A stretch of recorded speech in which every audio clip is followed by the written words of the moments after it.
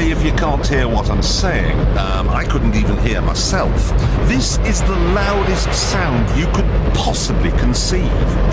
And as it turns out, the cleanest.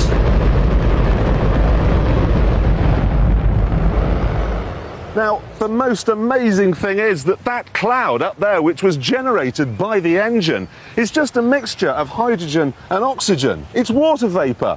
And in about an hour's time, someone in Mississippi is going to get wet washing. It will actually rain.